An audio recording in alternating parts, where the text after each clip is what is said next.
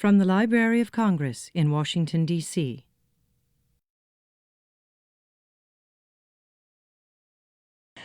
The Flight of Gemma Hardy is Margot Livesey's retelling of Charlotte Bronte's Jane Eyre, set in mid-20th century Scotland. It mirrors Bronte's novel in structure.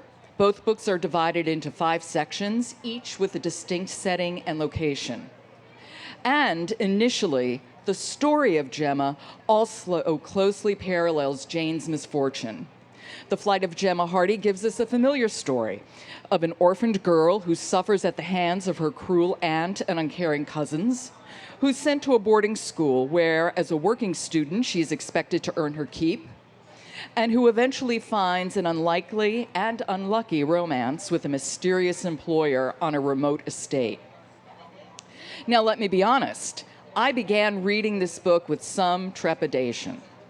Like most girls who read, Jane Eyre was an important part of my reading life as a kid, and I wasn't at all sure that I wanted the Jane of my youth mucked with. But this was Margot Livesey who wrote The Flight of Gemma Hardy, and I knew enough about Margot as an author to give it a chance. I mean, there are the book jacket facts about Margot. She's published 7 novels, including Homework, Eva Moves the Furniture, The House on Fortune Street, and of course now Gemma Hardy. Some of the fellowships she's received are from the Guggenheim Foundation, the Massachusetts Artists Foundation, and the National Endowment for the Arts.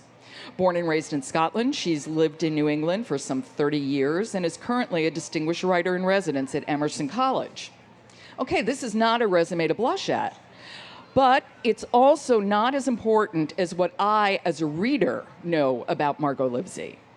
I know that she's always been a reader's writer. That is, I can count on her to respect my intelligence, my emotional capacity, my imagination, and my time. Like the Victorian novels we both grew up reading, she writes in the most lucid and elegant prose compelling stories about people I care about. I also know that Margot Livesey is a bit of an unlikely literary daredevil. She has a history of meeting and setting, or setting and meeting, imaginative goals for herself. Eva Moves the Furniture, for example, is a fictional biography of her mother who died when Margot was 2. Here we have a young girl who's visited by 2 strangers, an older woman and a teenaged girl, that only she can see and hear, and who steer the course of her life. This is not a ghost story. It is, however, unclassifiable, satisfying, and speaks volumes about the strong influence the dead exert on the living. Margot created a similar acrobatic feat in The House on Fortune Street, which actually may foreshadow what would come with Gemma Hardy. The House on Fortune Street gives us multiple perspectives on the life of Dara, a young London therapist. The book is divided into 4 sections, each with a distinct point of view, and each paying subtle homage to literary figures and works. There's Sean, a Keats scholar, followed by Cameron, an amateur photographer who's absorbed with the life of Charles Dodson, or Lewis Carroll. Dara herself, who frequently compares herself to Jane Eyre, and Abigail, who's inherited her father's devotion to Charles Dickens. So in a novel that's essentially about loneliness, Margot underscores the connection that's made possible through the continuity of the English literary tradition. It's a book that easily might have been a gimmick, but it wasn't. It works seamlessly, and Margot's use of the classics enriched the story and gave its characters resonance. So it was the memory of my absorption with Margot Livesey's writing that I overcame my initial hesitation with Gemma Hardy. I still began the book cautiously, adding up the parallels as they occurred. And then it happened, that wonderful moment of falling into a book when the novel enters into your mind and heart. The Flight of Gemma Hardy took on a life of its own. Comparisons with Jane Eyre were forgotten, and Gemma herself became more real to me than my next-door neighbor. I resented every moment I was forced to put that book down, and in fact, one day while riding on the metro, on the red line no less, I actually missed my stop because I had my nose in The Flight of Gemma Hardy, and I did not care. It gave me more time to read. That's no lie. In an interview, Margot Livesey once noted, when people first began reading and writing novels in the 18th century, one of the first things traditionally said about the novel was that the invented characters gave the reader a chance to reinvent himself, that through the life of the particularities of a character, you could re-examine your own life. In The Flight of Gemma Hardy, as with her other novels, Margot Livesey encourages us to do just that. Margot Livesey.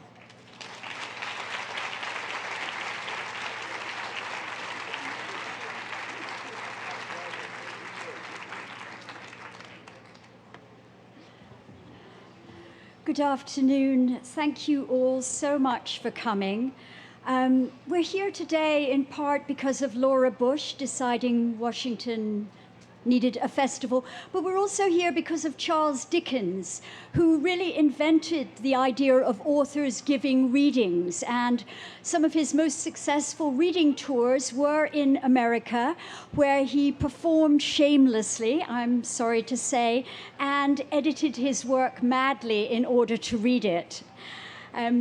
So I'm trying today to follow in his footsteps, though a very long way behind. As this is the poetry and prose tent, I thought I might begin with a short poem. It's a sonnet called Scotland by Alistair Reid, and I think you'll understand why I'm reading it. Scotland. It was a day peculiar to this piece of the planet, when larks rose on long, thin strings of singing, and the air shifted with the shimmer of actual angels. Greenness entered the body. The grasses shivered with presences, and sunlight stayed like a halo on hair and heather and hills. Walking into town, I saw in a radiant raincoat the woman from the fish shop. "What a day it is," cried I, like a sunstruck madman. And what did she have to say for it? Her brow grew bleak. Her ancestors raged in their graves as she spoke with their ancient misery. "We'll pay for it. We'll pay for it. We'll pay for it." There is my childhood in 14 lines, although I never had a radiant raincoat. And I will say that I couldn't find the poem in my poetry library, so I had to go online, and I found it under Calvinism. But we didn't need Calvin to teach us about Calvinism in Scotland. We already had it figured out. I'm going to just read a few opening paragraphs from Gemma Hardy. Then I'm going to talk a little bit about myself and how I came to write my novel and how Charlotte Bronte came to write hers. And then if there's time, I'm going to read a few more paragraphs. And then I hope very much you'll ask me questions if you feel moved to do so. We did not go for a walk on the first day of the year. The Christmas snow had melted, and rain had been falling since dawn, darkening the shrubbery and muddying the grass. But that would not have stopped my aunt from dispatching us. She believed in the benefits of fresh air for children in all weather. Later, I understood she also enjoyed the peace and quiet of our absence. No, the cause of our not walking was my cousin, Will, who claimed his cold was too severe to leave the sitting room sofa, but not so bad that he couldn't play cards.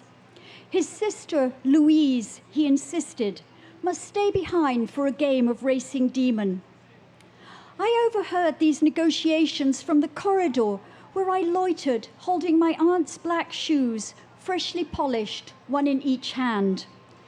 "In that case," said my aunt, "Veronica and Gemma can walk to the farm to collect the eggs." "Oh, must I, Mum?" said Veronica. "She's such a..."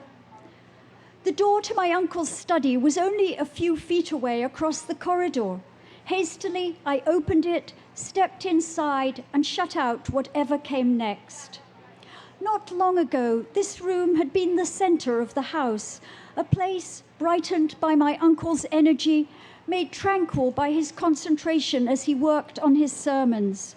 But last February, skating alone on the river at dusk, he had fallen through the ice, and now I was the only one who spent any time here, or who seemed to miss him. Just inside the door was a pyramid of cardboard boxes, the remains of my aunt's several recent purchases. But beyond the boxes, the room was as he had left it. His pen still lay on the desk beside the sermon he'd been preparing. At the top of the page, he had written, Sunday, 16th February, Anno Domini, 1958. No man is an island.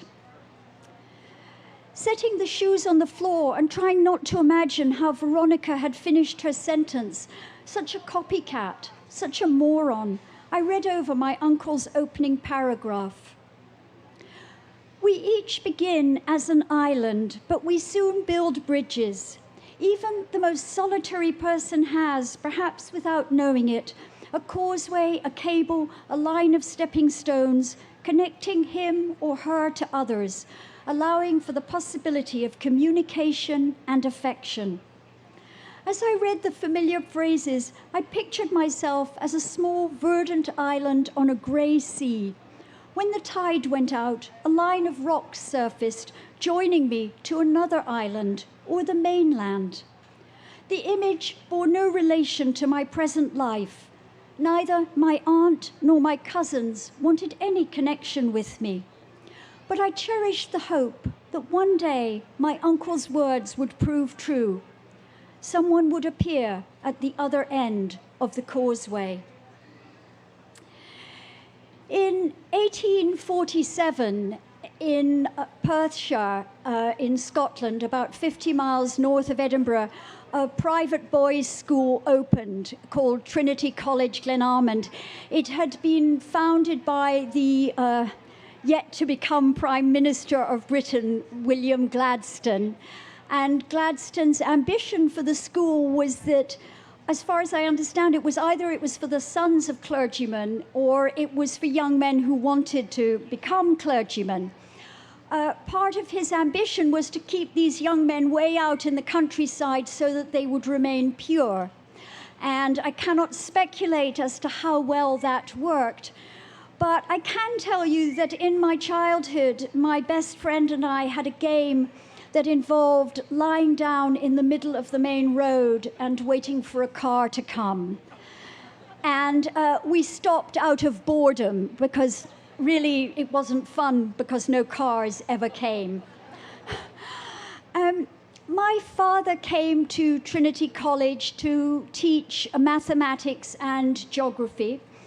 And he married the school nurse, Eva, who became my mother, Eva, who became the shadowy prototype of my novel, Eva Moves the Furniture. She died when I was 2 and a half, and he remarried the next school nurse. There weren't very many women around, so it wasn't just a failure of imagination. But I might add that I do have two identical engagement rings, so maybe there was a slight failure of imagination. There weren't very many things to do in the countryside besides chasing sheep and watching boys with kilts go by. So I, from a very early age, was a great reader and an aspiring writer. And I wrote, like many children, I wrote stories. One of the first chapter books that I read was Jane Eyre. I plucked it out of my father's bookshelf because it had a girl's name on the cover. And then I opened it, and the heroine was just a little bit older than me. Jane Eyre is 10 when the novel opens. And that was enough to encourage me to keep going with the fact that there were a lot more words than pictures in this book. I read it passionately, partly because I empathized so much with Jane. The boys' school was a lot like Thornfield Hall. It had battlements and turrets and attics, very important attics. The Scottish moors were not so different from the moors where Jane wanders after she leaves Thornfield Hall in that miserable period of her life. And within our house, Bell's Cottage, I had a very close approximation of Jane Eyre's severe aunt. I had my stepmother, who had two favorite sayings. On good days, she said, "A good child should be seen and not heard." And on less good days, which were frequent, she said, "'Tis sharper than a serpent's tooth to have a thankless child." And that was me. The year after I read Jane Eyre, I had an additional reason to identify with Jane. We moved away from the boys' school to the borders of Scotland, and I got to attend a private girls' school. It was in a most beautiful building, the former home of Lord and Lady Minto, about 7 miles from the town of Hawick. Like many private schools, it was a world unto itself, and very few adults came and went. My life was not as miserable as Jane Eyre's at Lowood School, but it was, for me, 4 years of not quiet desperation, very noisy desperation.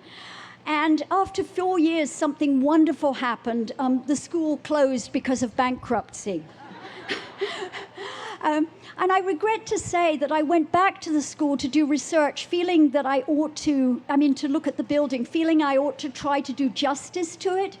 And it has been razed to the ground. So I'm afraid that licensed me to shamelessly exaggerate on behalf of Gemma, all her trials and tribulations. I went on to study literature and philosophy at university, and then to spend almost a decade in Toronto, where I had numerous jobs, including, I was just reminiscing to someone, packing incense in a Hare Krishna factory. I stopped after 4 days because no one would sit next to me on the subway, and it was embarrassing. And also, there were compulsory prayers at lunch, so it was quite challenging. But in between all these jobs, I was struggling to write, and eventually my writing began to be published, and eventually those publications enabled me to do something I had vowed never to do. I entered a classroom as a teacher. And I discovered I liked it, which was a bit of a shock. I was maybe, 30, 33 by this time. I still feel incredibly lucky to teach, and I have on a number of occasions taught Jane Eyre, always to American students. That said, if you had said to me 5 years ago, you're going to write a reimagining of Jane Eyre, I should say, maybe one of us should go to a psychiatric unit, and it won't be me, because I'm definitely not going to do that. But then, another example of breaking my vows, I was addressing a book club in Boston about Jane Eyre. The room was full of wonderful, intelligent, voluble readers, and none of them admitted to being orphans. None of them admitted to having terrible stepmothers.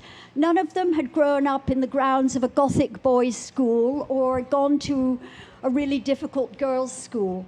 And yet, all of them identified passionately with Jane. And I drove home that night thinking about Charlotte Bronte's amazing accomplishment in publishing a novel that for 165 years has never been out of print. Pretty amazing record. And what was it that spoke to people from so many backgrounds, from so many situations?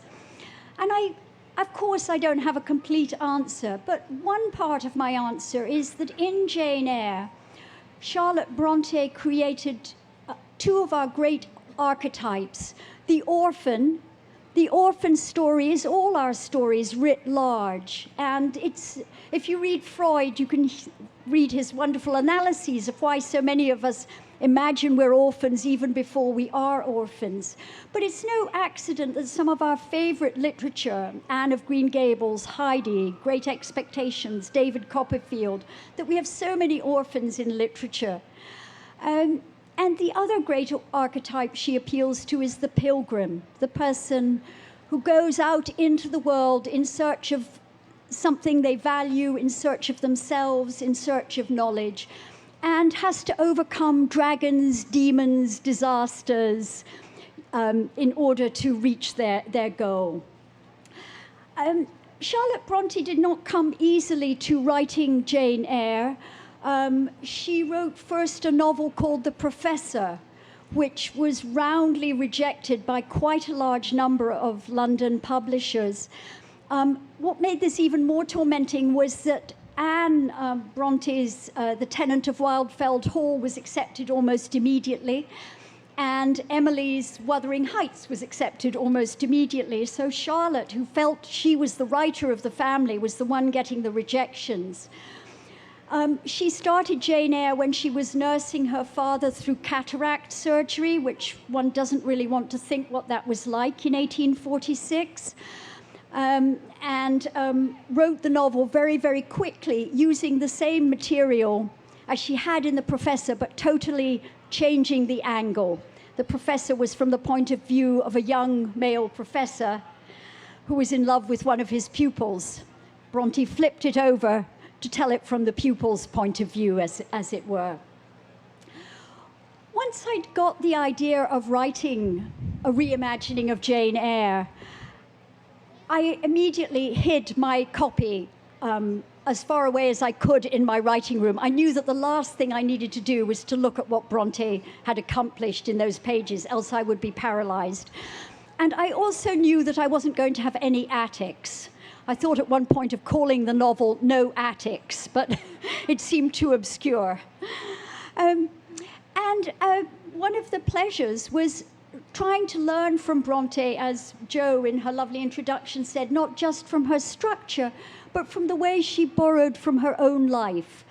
So I kept pace with Jane for a while, sending Gemma to a terrible girls' school, as I had also gone to, so I could borrow from my own life. But then I sent her off in a very different direction so that you would know she was her own character.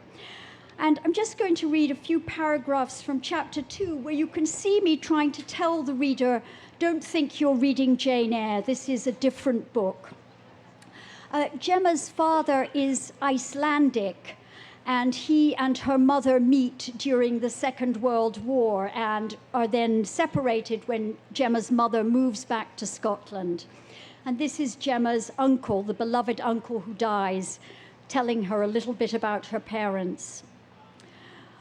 My parents wrote faithfully, and eventually in 1946, 3 months after my grandfather's funeral, my father traveled to Scotland. They were married in my uncle's church. He asked if I knew what the word radiant meant, and when I shook my head, he explained it meant giving out light, like the lamp in the sitting room that was shaped like a lady wearing a crinoline. That was how my mother had looked on her wedding day. My father, too. They had sailed to Iceland that night. From her new home, my mother wrote wonderful letters. She had fallen in love with the country and with my father's small fishing village. She learned Icelandic and made a garden among the rocks. She and my father had come back to Edinburgh only once in 1948 so that I could be born in a Scottish hospital. The last time I saw her, said my uncle, she couldn't have been happier. I was born in April, and that summer, when I was still too young to crawl and the seas were calm, my mother and I often went out in my father's boat. I pictured the two of us in the bow, watching the waves, while my father in the stern cast his nets. But one day the following spring, shortly after my first birthday, we stayed home and went for a walk instead. My mother slipped on some seaweed and, protecting me, hit her head on a rock. She picked herself up, brought me home, made a cup of tea and took 2 aspirin. By the time my father returned, there was a lump the size of a hen's egg on the back of her head, but she insisted she was fine, just tired. My father put me to bed and made supper. In the morning, she didn't wake up. For the next 2 years, I lived with my father. A neighbor minded me while he fished. Then, one pleasant August afternoon, he didn't come home. The neighbor said he must have found an enormous school of herring. He was following them, filling his nets. He would be back tomorrow. The next afternoon, I saw the blue hull of his boat rounding the harbor wall. I ran to meet it, but the man at the tiller was a fisherman from the next village. When he stepped ashore, I hurled myself at his knees, demanding my father. The fisherman knelt down so that his face was level with mine and said something that made no sense. My father had drowned. I came to meet the fishing boats the next day and the next and the next. Whatever the weather, I insisted on going down to the harbor. I ran up to each man in turn. Surely one of them would be my father. Several times I tried to stow away on a boat, but I was always discovered. If only I was allowed to look, I knew I could find him. I will say that the death toll in the chapters that follow is not so high. Else you can picture me writing a 400-page novel with a cast of thousands just to have someone to write about. I wonder would people like to ask me questions, or shall I keep talking? People have questions? I know it's challenging. Well, maybe I'll keep talking for a few more minutes and you can gather your thoughts about questions. I just want to go back a little bit to the history of the Brontes because I think it's particularly fascinating, and I think many of us respond so strongly to their work. The story has become legendary, but I only visited their house, Holworth Parsonage, for the first time last December on a splendidly stormy Yorkshire day. I had the house almost to myself, and I could see there three things I think are worth thinking about when you picture the Brontes. The children did all their writing around the dining room table in a room really no bigger than this stage. And because the servant Tabitha said candles were too expensive, they would just walk after nightfall, which came at 4 o'clock, 3 o'clock in winter. They would walk round and round the table talking about their ideas for stories and for poems. What propelled their imaginations in the first place was a gift of lead soldiers to the boy, the brother Branwell, the hope of the family and the ne'er-do-well. He came into the bedroom to show his sisters the soldiers, and Charlotte seized one of the soldiers and said, this one is the Duke of Wellington, and he is mine. And her sisters, Emily and Anne, each chose a soldier. Anne called hers waiting boy, and Emily called hers Gravy. I think you can see a different naming tradition in the family. And they decided the soldiers would go on adventures together, and that is how they began the communal stories that became those tiny books that fetch a fortune in auctions, the stories of Gondel and the stories of Angria. All the sisters had to earn their living, and they all tried teaching. They were very, very ill-suited to it. Emily left her one job teaching at a school after saying to her pupils, "I prefer the school dog to all of you." Anne and Charlotte were a little bit better at holding their tongues, but not much. And Charlotte decided that what the sisters needed to do was open their own school where they could, choose the pupils and invent the rules themselves. And with that in mind, she and Emily went to Brussels to study German and French with the person who became a giant in Charlotte's life, Constantin Hager. She addressed him as dear master. cher maître, and studied with him for 2 years. She wrote him, after going back to Yorkshire, she wrote him passionate letters, and we have those passionate letters because although Constantine tore them up, his wife, wise woman, retrieved them from the waste paper basket and kept them. When Charlotte came back from this education, the sisters had inherited a little bit of money, and they thought what they would do to make money was write poetry. So they put together a book of their poems and published 1,000 volumes with a vanity press. The book got some really good reviews and sold 2 copies. So Charlotte thought maybe poetry isn't the way to make money, and she directed Emily Ann and herself that they should each write a novel to become what was then known as a triple-decker, which was a very popular form of Victorian publication. And that's how we have these 3 wonderful, wonderful novels from these 3 sisters living in their little industrial Yorkshire town. I'll once again say I'm very happy to answer questions, although I know it's intimidating to ask them.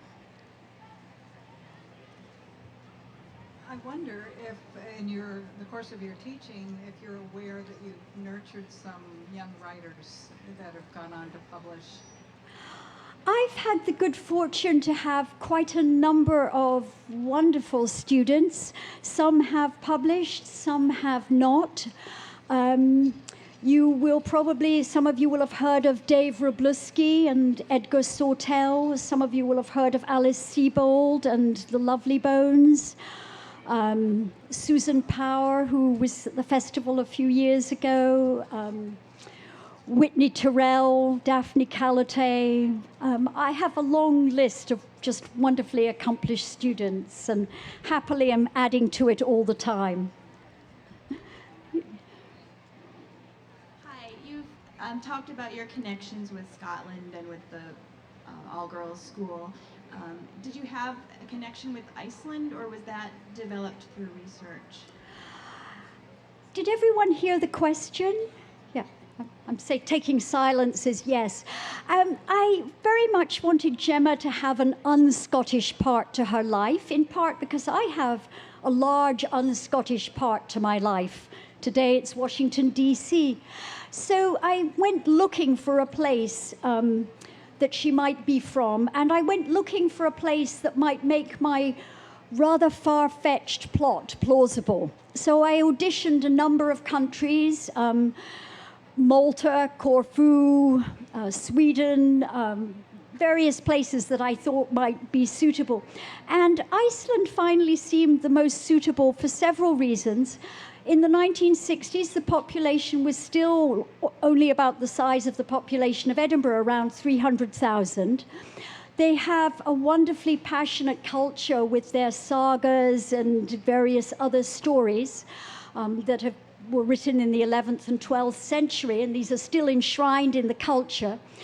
And perhaps most tempting of all, 75% of the population of Iceland in a recent survey claimed that they believed that elves still lived in Iceland. Not everybody who said this had an exact location for where the elves lived, but nonetheless they were sure they were there somewhere. And I thought, that's really captivating. I must go to this country where I might meet an elf. And I'm sorry to say I haven't yet. Other questions? Hi. I was wondering, could you talk a little bit about how you picked the name Gemma? How did I pick the name Gemma? Well, naming a character is, I was going to say as hard as naming a child, but I've never had a child. But I have had many characters, and it's very personal. And when you have to change a name, it can be very hard. In The House on Fortune Street, my previous novel, my publisher insisted at one point that one of my characters wasn't sufficiently macho. And part of the problem, they claimed, was his name. So I was reading baby books madly, trying to come up with macho names, which is actually not one of the categories in most baby books. I won't tell you which character this is or what his previous name was. But with Gemma, originally she was just 2 X's in the text. And then by about chapter 3, I was tired of those 2 X's. And I thought, she needs to have a name that's a little bit like Jane, but not, you would never think it was like Jane until you're reading the book. I also wanted a name that overlapped with mine, and it has a number of the letters of my name, Margot, Gemma. And lastly, I think my husband is responsible. In his previous life, he was a marine biologist, and he had told me that a Gemma is a tiny but tenacious clam. And I thought of Gemma as sort of small and tenacious, so the clam-like connection worked for me. Thank you. Other questions? Yes. What are you working on now? I'm trying, after writing 7 novels that are set in Scotland or London or between the two, I am trying to do something that strikes me as quite outrageous and something that I would say my friends pretty much universally disapprove of. I'm trying to write a novel set in New England, where I have lived on and off for 30 years. So suddenly my friends are my material, and they're not happy about that. And I'm following American. I try to pretend I'm Nabokov. I sit on public transport, writing down sentences I hear people saying and thinking, should I say you're toast? No, that's already passé on the red line. You know, it's very complicated for me. I have no idea if these pages will see the light of day, but I am having fun writing a novel that's very contemporary, very much set where I live now, and can possibly borrow the vocabulary of my students and my friends. Other questions or comments? Yeah. Hi.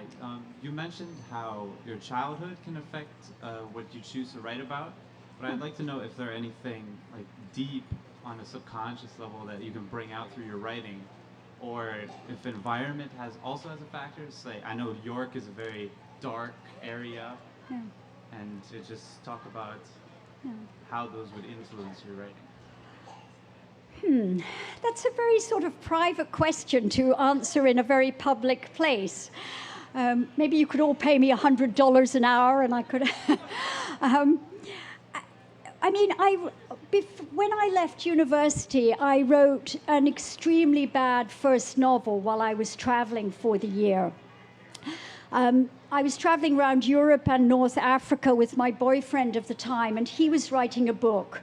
And at a certain point, I thought, I'm not going to go to another cathedral or a marketplace on my own. I'll write a book too. And then, of course, I had to think, what would my book be about? And I didn't have a subject matter like a history of ice skating or, you know, how Jefferson came to Washington. So I decided to write a book I felt amply qualified to write by 17 years of reading and writing, namely a novel.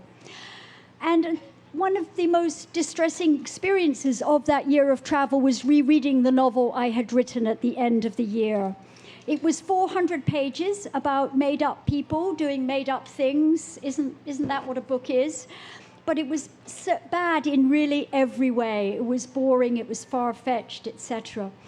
So one of my private rules for novel writing from then on became that I had to try to find things that were both publicly interesting and privately interesting. It couldn't just be privately interesting if I was going to reach readers. I had to look for that intersection. And I tried to follow that in later books, so writing a novel about a woman dealing with her stepdaughter. Many of the people around me were dealing with invented families. Writing a novel about a man who finds a baby in a bus station. There were huge arguments in the press about Baby Doe and Baby M and who the parent is. So I'd say if you want to know my deepest secrets, they're all in my novels, but I'm hoping you won't recognize them. Thank you. Hi. I'm wondering, is it distracting being a novelist? In other words, is it when you're not actually writing a novel? Are you always thinking about writing a novel when you're going through your daily life? Are you looking around? Do you see, trying to extract novels and images from your daily life? Does that get in the way of daily life? I think it does get in the way of daily life. There are so many things I would love to write about, but I want to remain on the planet of humans, and I would be exiled if I wrote about them. So that's really a hardship for me, finding my way. I mean, trying to respect, family secrets and things.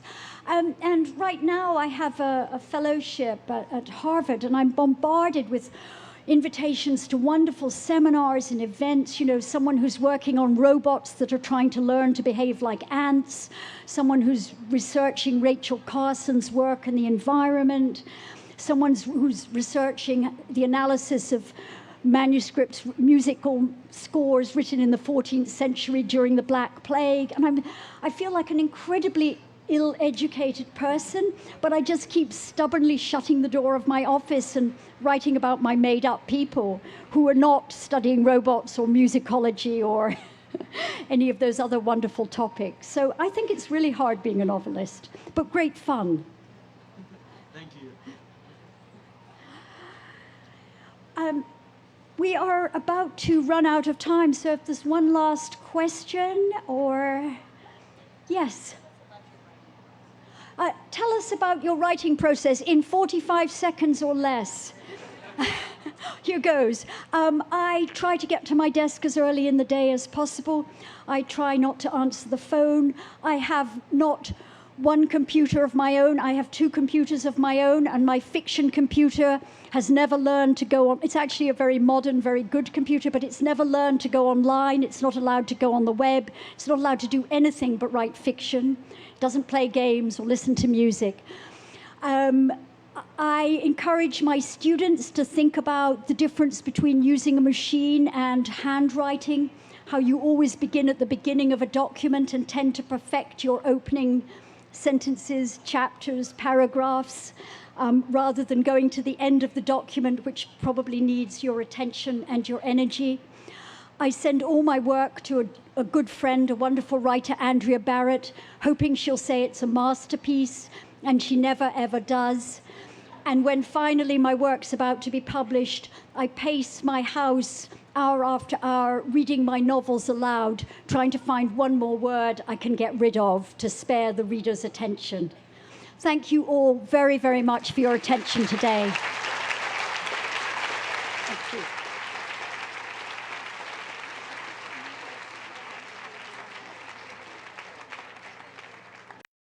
This has been a presentation of the Library of Congress. Visit us at loc.gov.